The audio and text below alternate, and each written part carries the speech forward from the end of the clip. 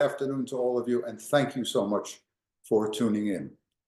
I left you last time at the Battle of the Marne, and the point that I was making to you was that this is probably the crucial battle of the 20th century. Had the Germans won at the Marne, the war would have been over. The boys would have come home, as the Kaiser said, before the leaves fall. There wouldn't have been the destruction of the social, economic, and political fabrics of European society. The Nazis would probably never have come to power. Lenin might not have come to power in Russia, and Mussolini would not have come to power in Italy. So the Battle of the Marne is a crucial battle. But it didn't end with the German victory. It ended, of course, with the German defeat, or at the very least, the Germans were slowed down. The Schlieffen Plan simply did not work. When two armies, remember I made this point to you, when two armies come together, they can't break through, they try to outflank each other, and that's what happened. They couldn't outflank each other, so a line of trenches, 250 miles long, from the Swiss border to the English Channel. Men hungered down in those trenches, and they would hunker down in them really for almost 4.5 years. They would charge, once again, everybody was committed to the idea of the offensive. The belief, particularly in France, is that our soldiers are superior because our civilization is superior to German civilization. When it comes face to face, bayonet to bayonet, knife to knife, the French soldier will prevail. But it meant, of course, in a time when machine guns were becoming more and more common on both sides, artillery was ferocious, much greater in terms of strength and devastation than it was in the Civil War and the previous wars in the 19th century. Commitment to the offensive by all of the armies in World War I would lead to enormous casualties. So the Marne comes to a stalemate, the trenches, and then we move into the early part of 1915. Let me say to you, before we get to 1915, there are certain things that were taking place that would have an impact on the American side. The Germans in World War I were not the Germans of World War II. There are no mass atrocities, no concentration camps, things like that in the Second World War did not occur in World War I. Nonetheless, the Germans did carry out, again, collective responsibility, particularly in Belgium. If people in the rear, what they call agents provocateurs, people who fired on German soldiers from the rear, in Belgium, the Germans would take a number of civilians and kill them. The total number of Belgian civilians killed by the Germans in that way was, by World War II standards, insignificant. But a life is a life. And so what I'm telling you is that at least 5,000 Belgian civilians, including men, women, and children, and a number of Catholic priests were killed by the Germans. No computers in that time, no cell phones in that time, but the news of that comes back to the United States.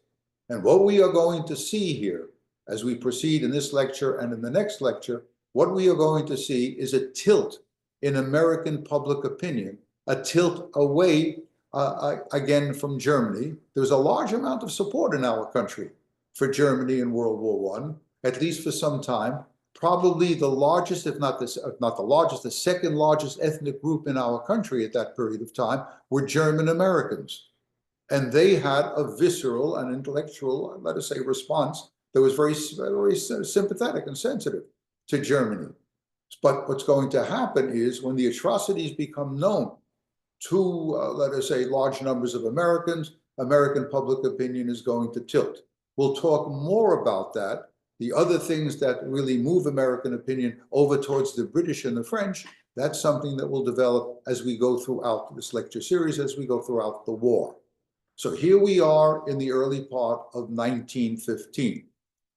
If there are any Canadians out there, you will, I hope you learned this in high school history or college history.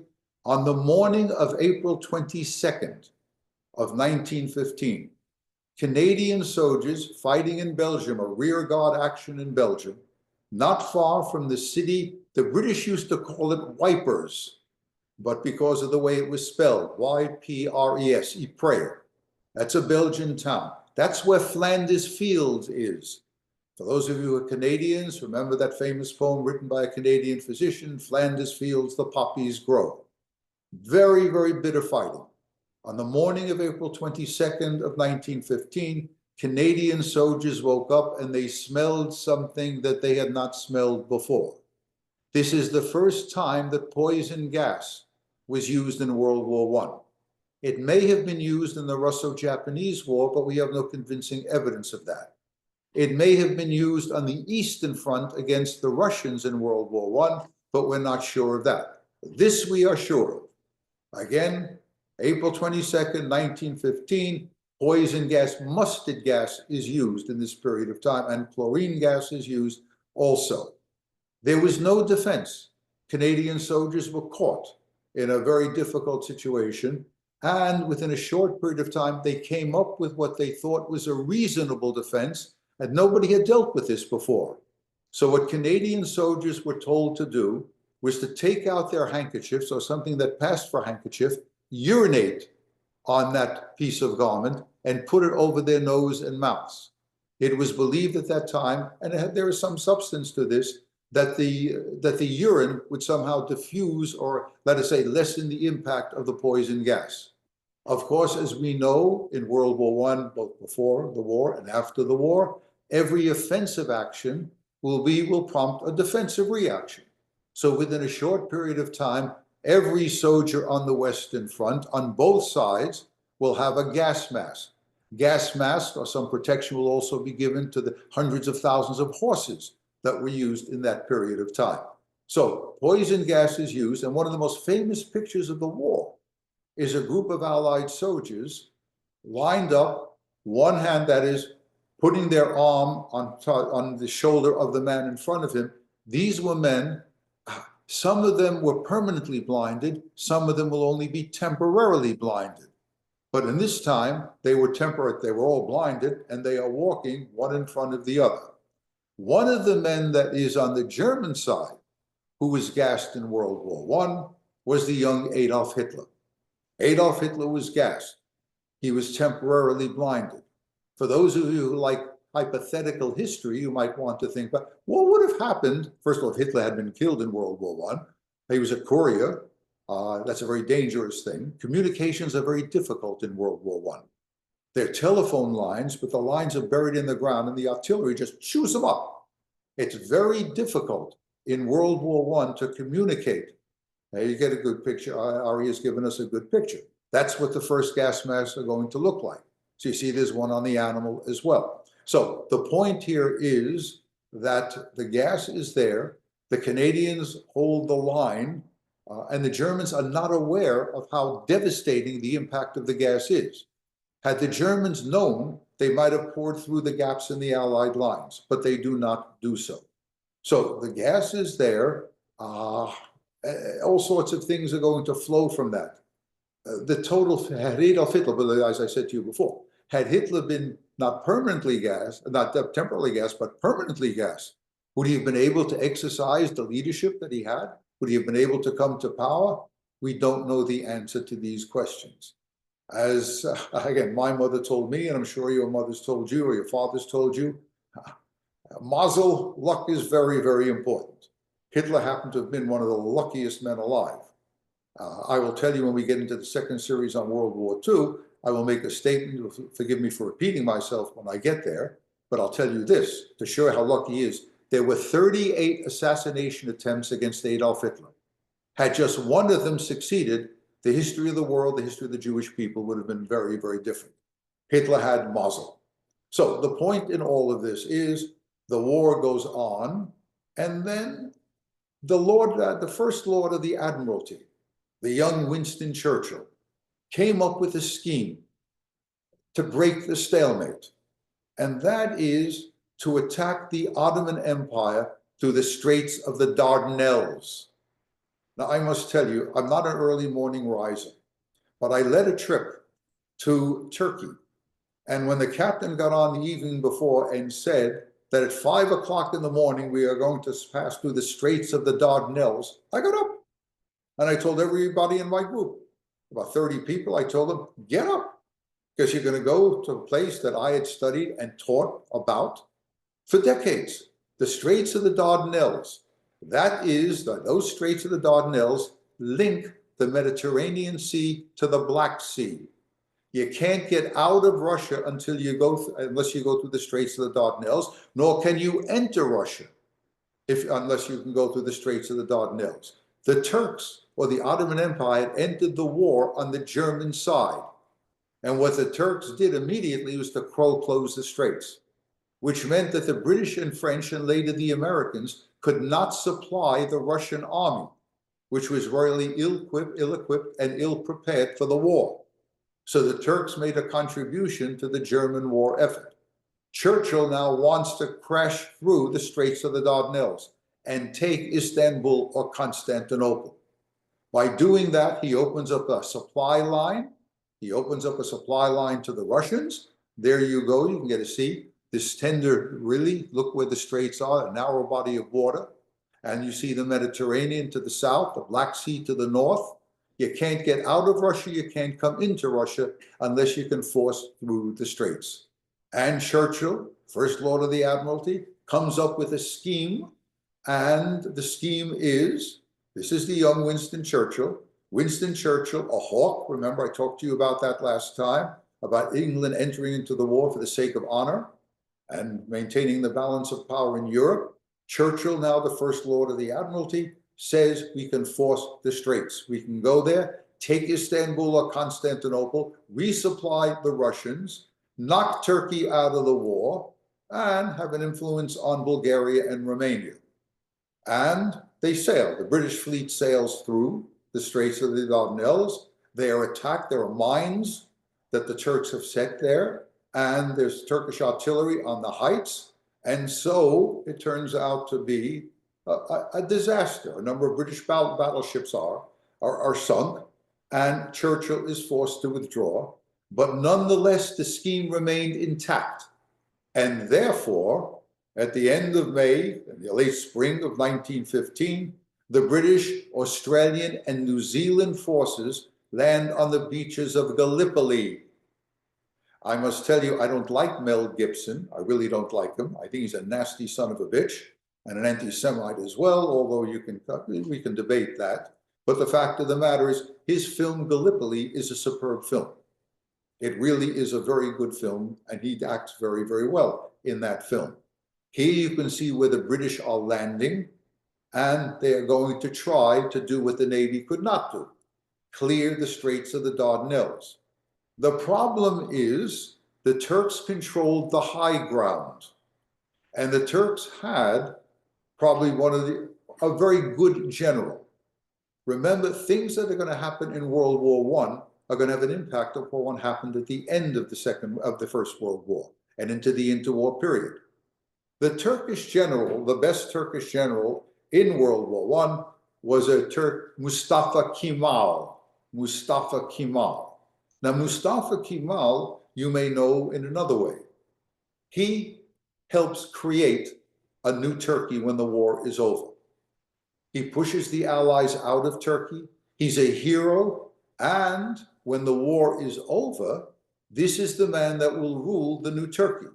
And the Turkish parliament, the new Turkish parliament, in gratitude towards him, changes his name or gives him another name, Kemal Ataturk, the father of modern Turkey. So the British don't have the high ground. Their coordination is poor. Their planning is poor. Their generalship is very, very poor. Mustafa Kemal is there, and the Turkish army has been trained by probably the best German general in World War I, Liman von Sanders. Liman von Sanders. And Liman von Sanders, for a number of years, has trained the Turkish army. They pour withering fire down upon the British, Australian, and New Zealand forces. And in less than a year, it'll take almost a year for the British to withdraw. It is a colossal defeat, a colossal defeat. The British lost 250, British, Australian, and New Zealand forces experience 250,000 casualties and don't gain a single inch, and they're pushed off of Gallipoli. If there's anybody here who's listening to me from Australia or New Zealand, you know how important this is. It is argued in Australia and New Zealand that the Battle of Gallipoli creates Australia and creates New Zealand. The losses,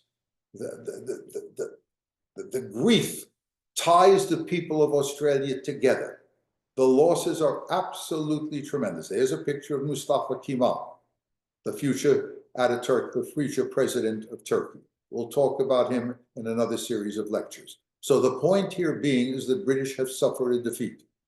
And Churchill is now so discredited in all of this that for years, for decades, up until really the end of the 1930s, Churchill could not make a speech in the UK without people screaming at him, "You killed my father, you killed my brother, you killed my husband, you killed my fiancée." It is always interesting to people why, when Churchill was the only one in the early 1930s, one of the few people that warned England about Hitler, nobody listened to him. There were two knocks against Winston Churchill in the 1930s. One, Gallipoli. Gallipoli will haunt him for the rest of his life. The other is, again, when we talk about World War II, I will make the point to you that Winston Churchill not only saved England in World War II, but probably saved civilization in World War II. For 18 months, he was a magnificent war leader. But the problem with Winston Churchill was he was a racist. He was an imperialist. So in the 20s and 30s, when British public opinion is turning to the idea that we ought to relinquish India, we ought to give up. The Indians have a right to independence. Churchill was adamantly opposed to Indian independence. And Churchill felt the ultimate bogeyman for Winston Churchill, believe it or not, was Mahatma Gandhi. Churchill hated Gandhi. How can you hate a man who walked around in a loincloth? How can you hate a man like that? And how can you hate a man that preached nonviolence? So Churchill was discredited for years. That's why he was always the outsider. It is only the very difficult days of World War II, when France fell and Chamberlain was discredited, that the British now turned to a 66-year-old man who had a reputation for alcoholism, had Gallipoli hanging over his neck, and of course was a racist. So Gallipoli is important in history for a whole variety of reasons, and I've given you some of them. Also in 1915, directly related to the war, but not having an impact on the war, except in terms of public opinion, was the fact that, again, Turkey is in the war. In Turkey, there was a large Armenian minority. The Armenians are the first Christians in Europe. Their religion is closely identified with Russian Orthodoxy. And the Armenians, a number of Armenians, when the war began, remember, the Allied side is France, Great Britain, Canada, Australia, the Commonwealth, and Russia. And on the other side is Germany and the Habsburg Empire, and ultimately the Ottoman Empire. When the war begins on the Eastern Front and they're around to the Caspian Sea, Russian and Turkish forces are fighting. Armenians, a number of Armenians in Turkish Armenia support the Russians. And a number of Armenian, let's say, paramilitary organizations begin to attack Turks. Now, don't misconstrue what I am saying. Never let explication become exoneration. What the Turks do in response is immoral and it's catastrophic. This may be the first genocide in the 20th century. For the Turkish government is now going to order the rounding up of the rounding up of Armenians and their massive deportations. And hints are given to Turkish and Kurdish forces, lots of Kurds living in the Ottoman Empire. You want to smack it to the Armenians, it's all right. And what's going to happen here is that first genocide, whether the figure is 750,000, the maximum figure is 1,500,000. Split the difference, we're talking about 1 million or 1,100,000 Armenian men, women, and children were slaughtered.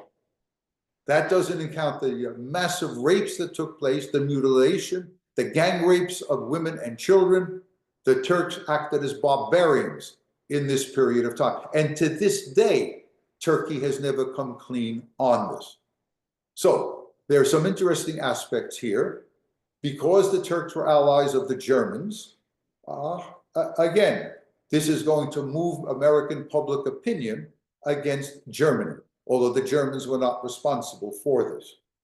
And incidentally, but not incidentally, it is important, the man who blows the whistle, who informs the American people about what is happening in Turkish Armenia, what the Turks are doing to the Armenians, is the American ambassador to the Ottoman Empire, one of the wealthiest Jews in the land, Henry Morgenthau Sr. It's Morgenthau Sr. who sends dispatches back to the State Department, is interviewed by newspapers, and the American people become aware of what is happening. To show you how strange history can be. Now remember, in Palestine, in this period of time, for those of you who are, again, familiar with the history of Zionism, you know about what is called the Neely Conspiracy. The Neely Conspiracy was run by the Aronson family in Palestine, in the Yishuv, the Jewish community in Palestine. They are supporters of Great Britain. They are traitors to the Ottoman Empire. And what's going to happen is there is talk in the Ottoman Empire of doing to the Jews of Palestine what they had done, what the Turks had done to the Armenians. There is some evidence, not conclusive evidence.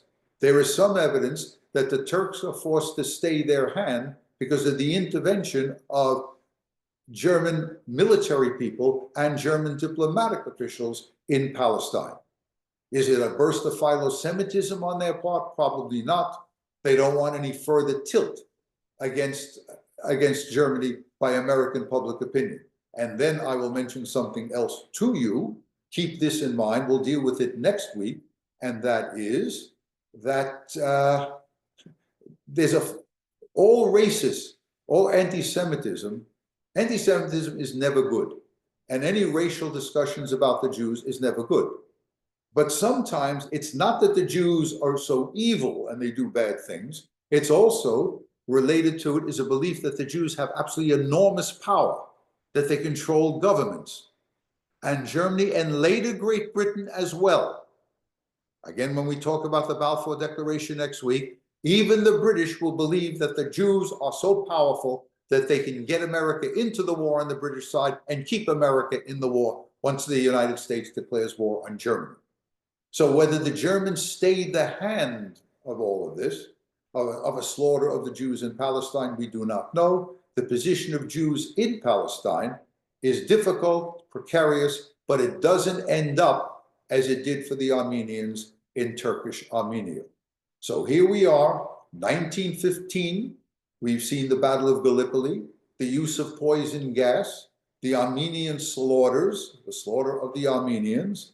But the war is, again, a stalemate. It is just a bad stalemate.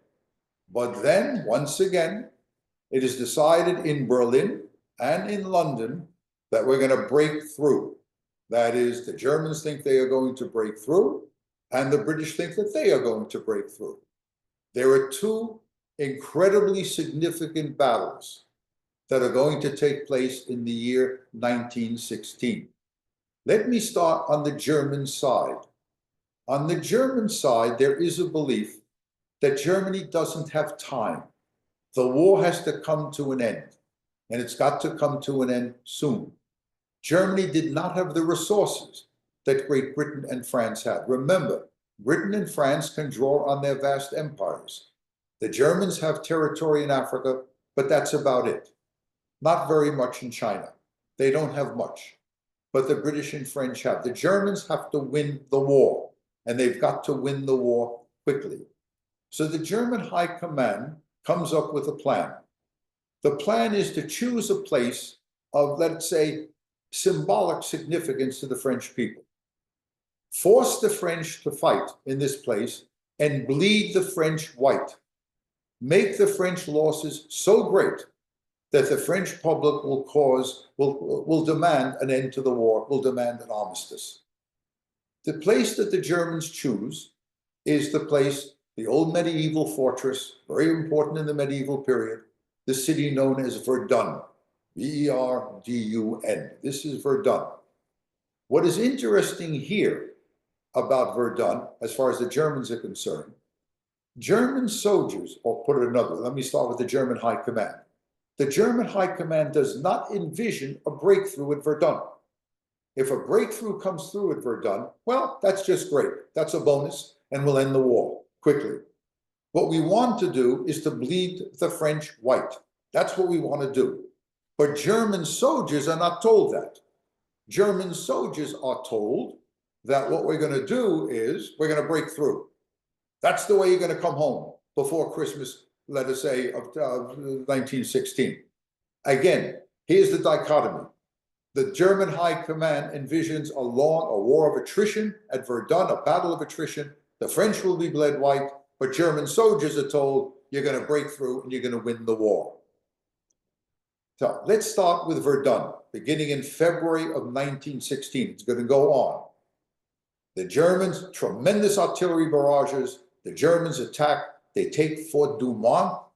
They take it very, very quickly. It is a remarkable victory for the Germans. But the French hang on. And the French, remember, committed to the idea of the offensive. The French position is, whatever the cost, any position taken by the Germans has to be retaken by the French. It'll take the French 10,000 men to take back Fort Douaumont. It is almost over for the French, but the French show a resilience that is absolutely incredible. Do not mistake France in World War II, that 6 weeks collapsed in 1940, which we will talk about, with what happened in World War I. In fact, I may have said this to you before. I did say it to you before last week. When the war is over and German generals were asked, what mistakes did you make? What do you think led to your defeat? And one of the things that German generals said again and again and again, we underestimated the resilience, the tremendous resilience of the French army and the French people. We simply thought we could bleed them white and they would throw in the towel. But that was not the case. It is also true that on the French side, the French are going to have, again, to show you how one war affects the other, again, a general, a rather obscure general, but a good general. Marshal, later he's General Henri Pétain, P-E-T-A-I-N. This is, when we deal with World War II, this is the greatest surviving general from World War I. This is Marshal Pétain, who will lead what comes to be known as Vichy France. But in World War I, this is the man that saves the French army at Verdun. This is the man that helps create what is called the Sacred Way. And this is the man, whether he coins the expression or not, I'll give you the English translation of the French, quote, they shall not pass, end quote. Whatever the cost, no matter how ferocious the German attack is, France will hold the line, and French soldiers hold the line. This is the man that circulates. Almost every soldier in the French army will pass through Verdun. A unit spends a week or two on the line and then is put back, and then another unit comes in. There is also that road called the Sacred Way, the only road that leads into Verdun. Thousands of tons will be brought in ammunition and food in that single road. That's the Sacred Way. If I were lecturing to French people, they would know exactly, precisely what I'm talking about. This is one of the heroic episodes. So the French hold at Verdun. On the case, the British, the French now under heavy pressure at Verdun. The French under heavy pressure at Verdun beg the British to launch a counterattack again, or attack upon the German forces to take the heat off of Verdun. And that is done on July 1st of 1916. The commander-in-chief of the British force at this time is the most controversial British general of the First World War, Sir Douglas Haig, H-A-I-G. For some, he's the butcher of the Somme. He's the great butcher of World War I. Now we think about it a little bit differently, but we'll come to that. So here we are. Again, this is Sir Douglas Haig. This is the man that now commands British forces, and this is the man that now will launch an attack on the River Somme, S-O-M-M-E. It is 7:30 in the morning. The British have massed hundreds of thousands of men, eventually over 1 million men, are at the Battle of the Somme on the British side. The British aim to break through the German forces. Massive artillery barrages are going to take place. For days on end, the British bring up the forces. Everything is used by the British. 7:30 in the morning. 7:30 in the morning. The sergeant major blows the whistle. Over the top, lads, over you go. By 5:30 in the afternoon, the British have lost 60,000 men, nearly 20,000 dead. This is the largest number of British soldiers or Empire soldiers that have been lost in a single day in the entire history of the British Empire. In fact, I cannot think of another battle in all of human history in which there were 60,000 casualties. It is, and again, you've got to forgive me for my use of language. It is, I must tell you, as a historian, I believe you've got to use the language that was used by the people at the time. So I've gone through, I teach the World War I, I teach World War II, I've gone through some of the documentation here, and I came across a memoir by a British soldier who, again, whether it's the captain or it's the soldier who's talking, I'm not altogether clear. But here's the dialogue. The barrage takes place. Again, it is July 1st, 1916. The British advance. And they go through no man's land. They reach the barbed wire in front of the German trenches. And the memoir says, the captain turned to me and said, "Sergeant, where are all the men? Where is everybody?" And here's what he said. I said to the captain, quote, "They're all fucking dead, sir," end quote. That is, an entire unit was wiped out. There was a time, for those who are in Canada, listening in Canada, there was a time when Newfoundland, a Canadian province, wanted independence from Canada. There was a Newfie division. It is wiped out to the last man. The Newfoundland division is wiped out to the last person. And this is going to, again, in one psychological way that I cannot discuss, that I'm not familiar with, that I cannot discuss it, this will end this desire for Newfie independence. We are Canadians. We fought side by side with the Canadians. So the Somme is absolutely devastating in its impact. Let me give you an idea of the casualty figures. Keep them in mind. You don't have to take them down if you're taking notes, but just keep in mind. At Verdun, the total number of casualties on both sides was 700,000. That includes 300,000 dead, close to 150,000 dead on each side, the German and the French side. At the Somme, the total number of casualties is over 1 million, and probably 200,000 or 150,000 to 200,000 dead on the German side and the British side.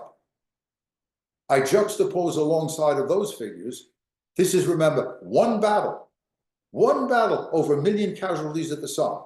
One battle at Verdun, 700,000 casualties there. That's just one battle.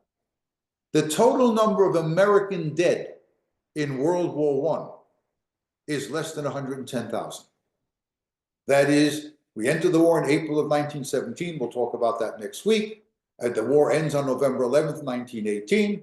Americans are in tough battles from January of 1918 to November of 1918. The total number of American dead, and of the American dead in World War I, that less than 110,000, we believe that 40,000 at least were killed by the flu, the so-called Spanish flu. So what I'm talking to you about here, you cannot understand the reluctance to go to war in the interwar period, excuse me, unless you understand these enormous casualties. This is in one battle. Now, before we end with 1916, there's one other battle that has come into play here. And there's one diplomatic aspect of the war that has to be reckoned with. The British have placed the blockade on Germany. It is a very effective weapon. The Germans want to block the blockade. They want to end the blockade. The British have a longer military and naval tradition. They have more ships than the Germans. But the Germans will roll the dice in late May of 1916. The German fleet sails out from its port in Kiel.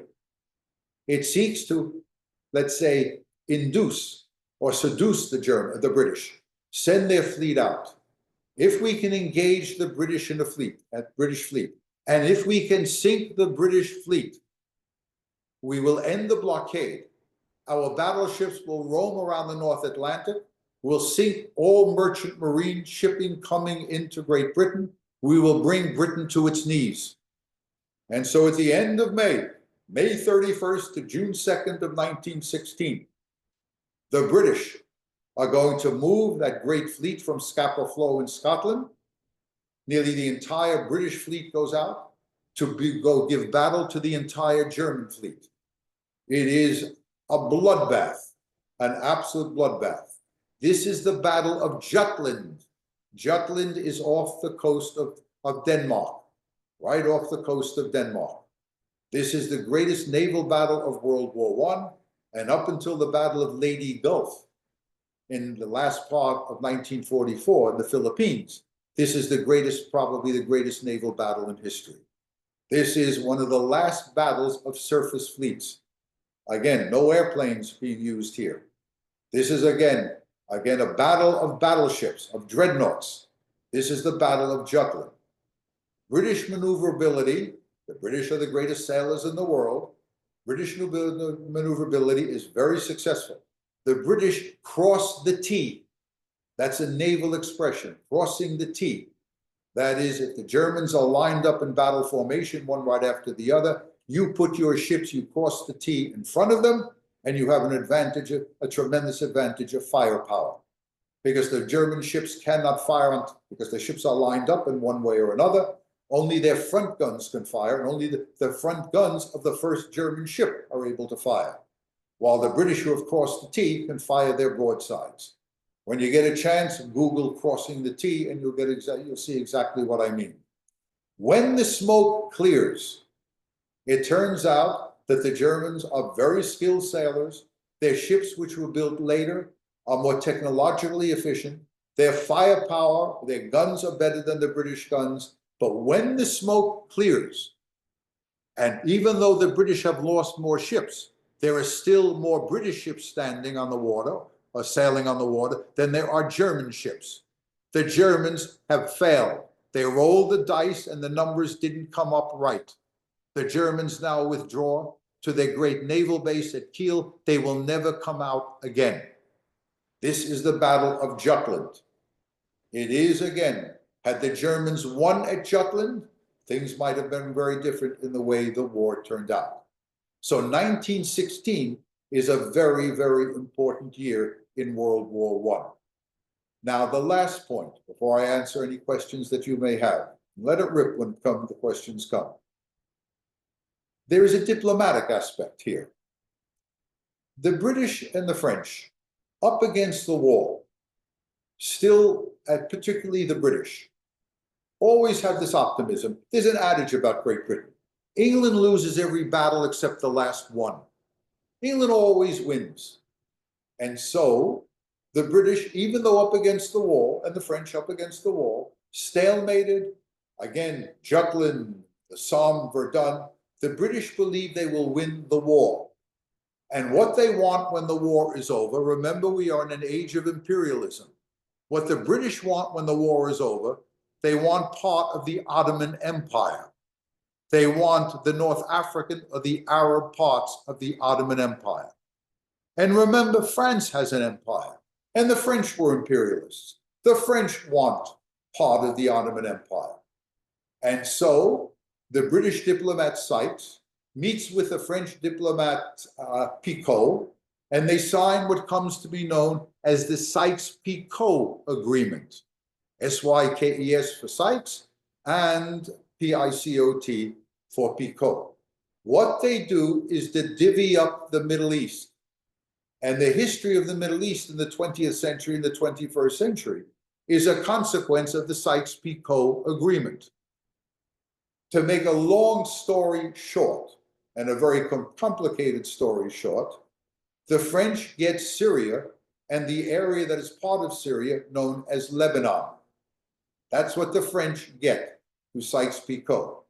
The British get what later comes to be known as Iraq. Remember, if you remember your early history, that area is known as Mesopotamia. Mesopotamia. The British get Iraq and they get Palestine. They are divvying up the Middle East, and the borders that were set by Sykes-Picot, these are the borders of the Middle East in 2025. Roughly the same borders. But if I haven't lost you yet, now I'm really going to lose you.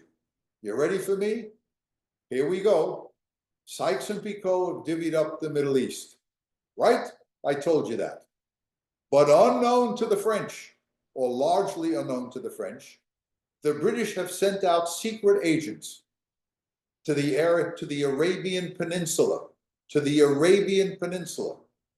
and they are linking up with the dominant, let's say, family in the peninsula, the family that owns Mecca and Medina, the holy places of Islam.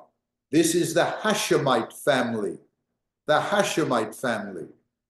And what the British do is to send out a number of secret agents. If you were my students, I would ask you, but you know the answer. Who is the most famous of those secret agents? The man known as Lawrence of Arabia.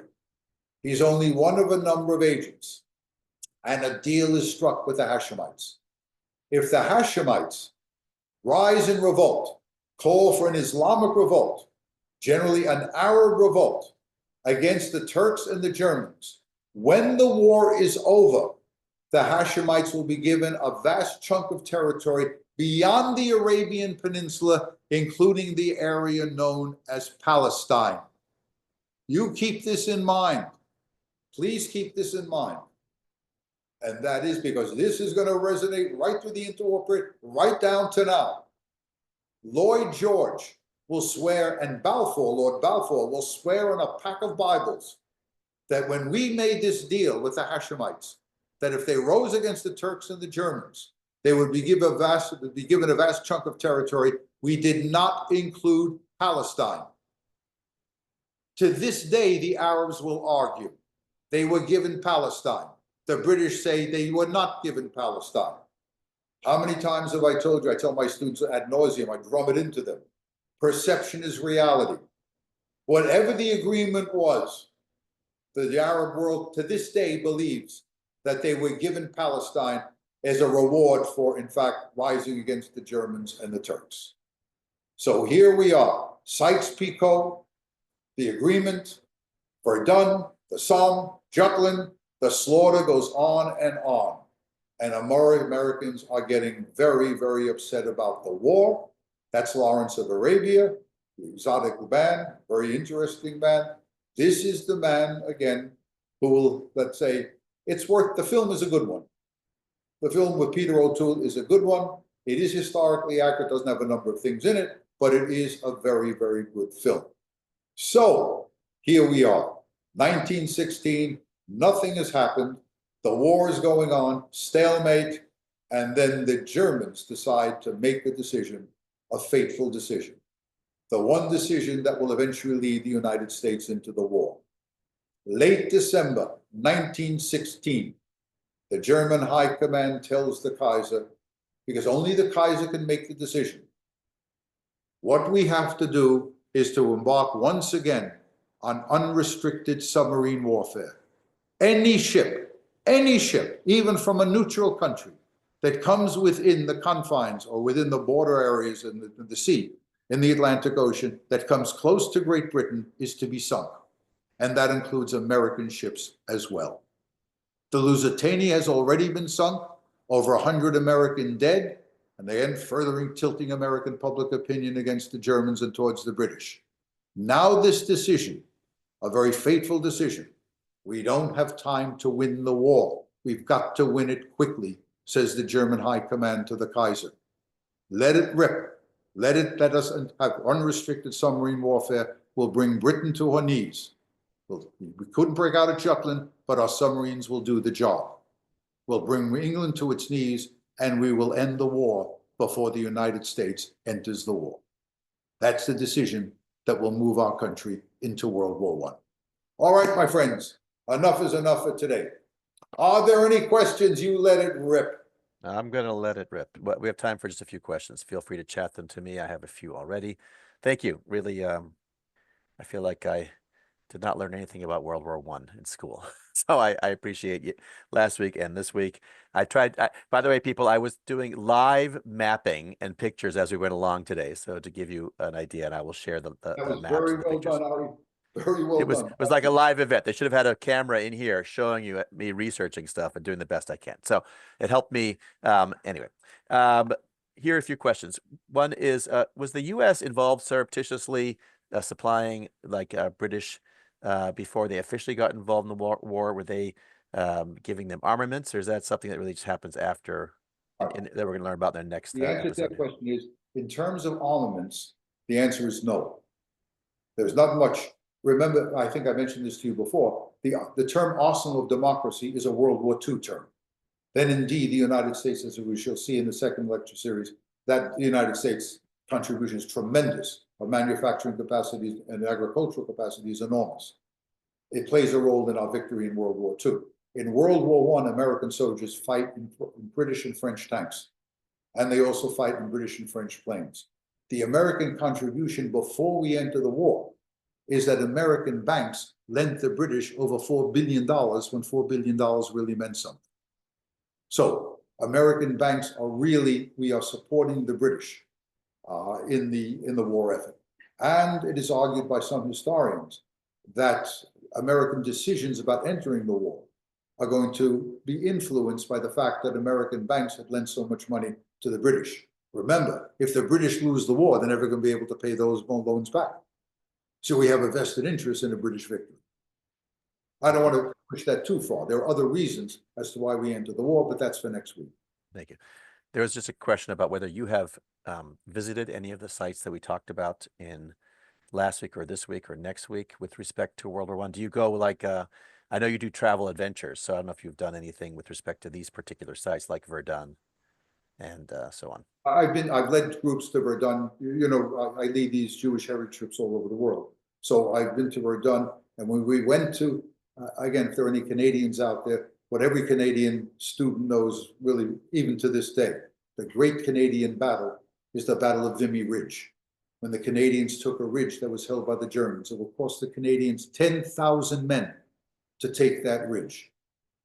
And when we had Canadians, we went to Vimy Ridge, and I had a Canadian from Toronto, a very fine man, who read in Flanders Fields.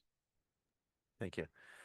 There was a note from Jonathan here about the origin of the chemical warfare being connected to a Fritz Haber, a Jewish chemist. Is there? That's Fritz Haber. Yeah. You remember your high school chemistry classes? Remember the Haber process? Now, Fritz Haber would win the Nobel Prize. Fritz Haber, oh, you got to forgive me for being a professor of history. I'm going to give you more history than you ever wanted to know, but some of it is interesting. Fritz Haber, again, the Haber process, to make ammonia out of nitrogen and all that stuff, very important to the war effort. His analog on the British side is the Jewish chemist Chaim Weizmann, who will again develop a program of developing synthetic nitrates, also important in the development of the British munitions industry. But here's the interesting thing. Haber was a friend and a colleague of another great Jewish scientist, Albert Einstein. They were friends, even though they were diametrically opposed on so many issues.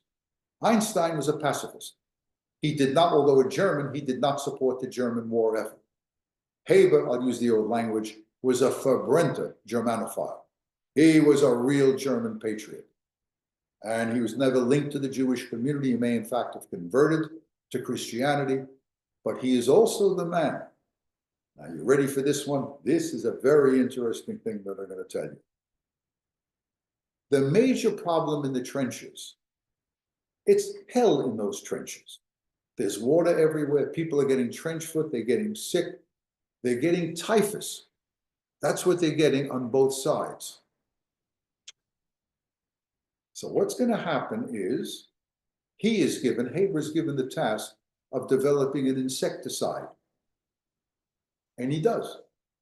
German clothing, the soldiers' clothing, is going to be like that. They'll put the insecticide in. That's hydrogen cyanide. You on your toes now? Gird your loins or whatever you have that passes for loins. Ready for me now? That's Cyclone B. That's the gas that was used to murder the Jews in Auschwitz. Now, he doesn't have that in mind, and it's not used in that way in World War I, but it will be used in a different way in World War II. So, go ahead, Harry. You got your money's worth in that one. Yes, we did. I just posted a picture. There's so many pictures of what the trenches look like. I gave an example that you can see on the screen right now. And people ask, this is not, this is really in real time sharing. So I haven't created slides. I will, when I do a follow-up email, I will put it all into a nicer setting so you can see it. But I wanted people to see just a sample of what maybe one trench looked like back then. There was a question about a Zimmer telegram. And that's right, the Zimmerman telegram. That is really for next week. That is, again, one of those things that will bring the United States into the war. That's, since the question was, I'll give you the answer. The telegram is by a German diplomat. It is to a Mexican diplomat, in which Mexico, oh, you people in California are not going to like this one, had the Germans won the war. The argument of the Germans to the Mexicans is, come into the war, declare war on the United States, and you'll get back California, and Texas, and New Mexico, and Arizona.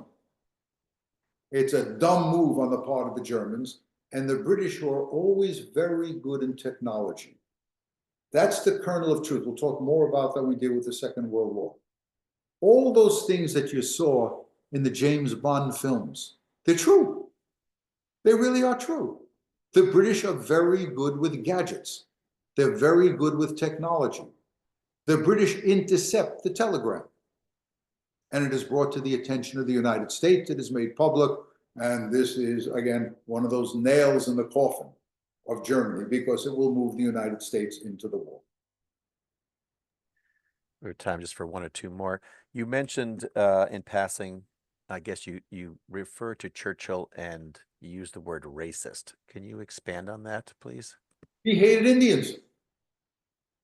And he wasn't in love with the Irish either. He believed in white supremacy. That's not right. That's not right. He believed in white superiority. I mean, look at his rhetoric even in the Second World War. We're defending Christian civilization. Churchill was a great man. He really was. And he was a man that had a prescient sense, a sensitivity. Not only was he, again, we'll talk about this again somewhat later, not only did he early in the 30s, one of the few people in the UK to really see what Hitler was all about. He warned Hitler early, he warned the British early on. This is a bad guy, and he's got to be stopped.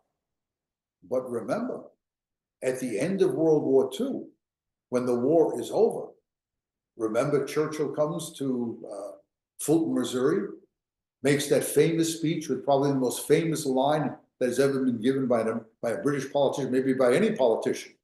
Remember that line? From Stettin in the Baltic to Trieste in the Adriatic, an iron curtain has descended upon Europe. This is the man that sounds the warning against the Soviet Union. Now, Truman already knew about it, and Truman was a Cold Warrior, but no one was a Cold Warrior like Churchill. What I will not deal with, or I'll mention it in passing somewhat in this lecture series, we, the British and the French and the Japanese, invade the Soviet Union. We invade Soviet Russia. This is a little-known war as the War of Allied Intervention.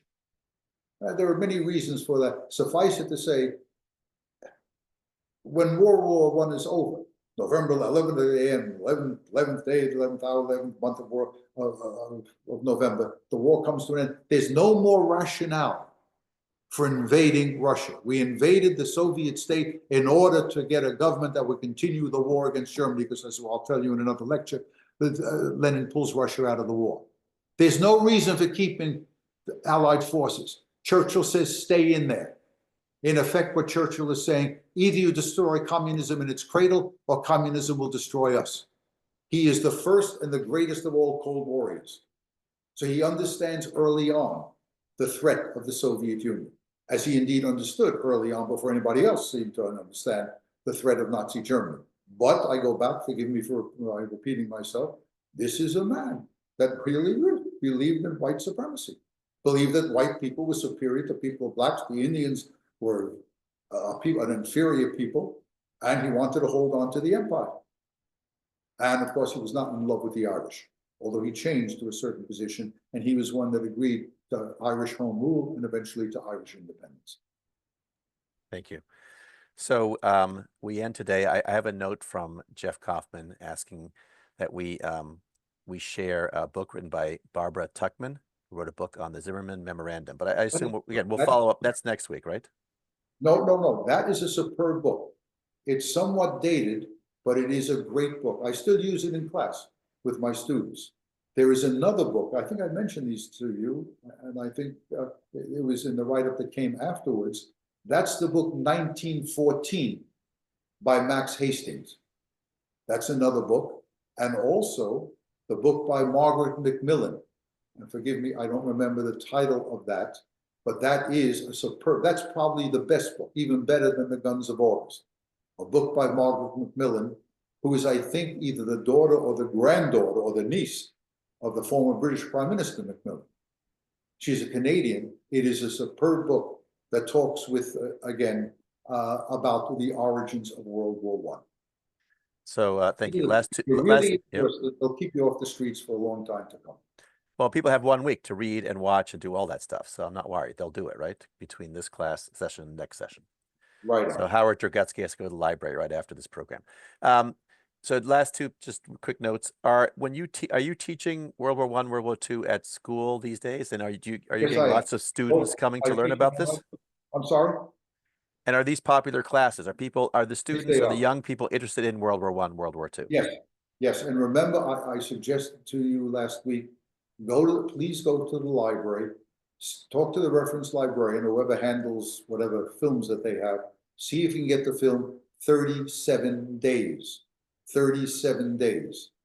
That's a film that it's a docudrama. It's very good with how the British move from the assassination, the time of the assassination, to their declaration of war in Germany in 1914. Another film, the golden oldie, whether it's the original or the remake, it's still very good. All Quiet on the Western Front. Very, very good. And then there is the recent film. There are two recent films. One is 1917, which gives you an idea of the war. And then there is the film. Now, forgive me, I've seen the film, I use it in class, and I don't remember the title. When I talk to you about it, this is a film where they took the motion pictures. Remember, there were no sound motion pictures in World War I.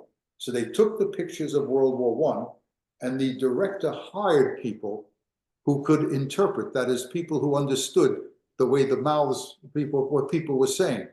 And they put the words, they found the actual words that were said by the commanding officers, by captains and colonels, to their soldiers before the Battle of the Somme. And when you see those motion pictures, those silent motion pictures, keep in mind that every man that they are talking to was killed at the Battle of the Somme.